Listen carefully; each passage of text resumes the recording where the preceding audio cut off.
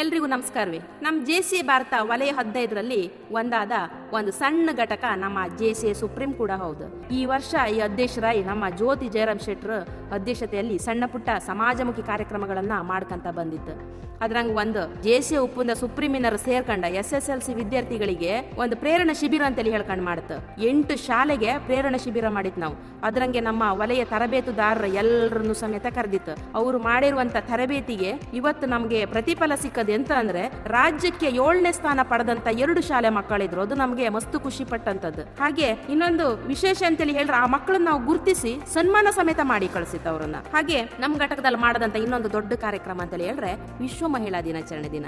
ಈ ಕಾರ್ಯಕ್ರಮ ಸರ್ಕಾರದಿಂದ ಸಿಗುವ ಸೌಕರ್ಯ ಸೌಲಭ್ಯಗಳೆಲ್ಲ ಇತ್ತಲ್ಲ, ಅದನ್ನ ನಮ್ಮ ಸಮಾಜದ ಹೆಂಗಸರಿಗೆ ಯಕ್ಷಗಾನದ ಮುಖಾಂತರ ಅವ್ರಿಗೆ ನಾವು ತೋರಿಸಿತ್ತದನ್ನ. ಇನ್ನೊಂದು ಗೊತ್ತಿತ್ತ, ನಮ್ಮ ಭಾಗದ ಸುತ್ತಮುತ್ತ ಸಾಧನೆ ಮಾಡಿದವರಿಗೆ ಸನ್ಮಾನ ಮಾಡುವ ಅವಕಾಶವನ್ನ ನಮ್ಮ JCI ಸೆನೆಟರ್ ಅಭಿಲಾಷ್ ಬಿ ಅವರು ವಲಯ ಅಧ್ಯಕ್ಷರು ನಮಗೆ ಅವಕಾಶ ಮಾಡಿಕೊಟ್ಟಿದ್ದಾರೆ.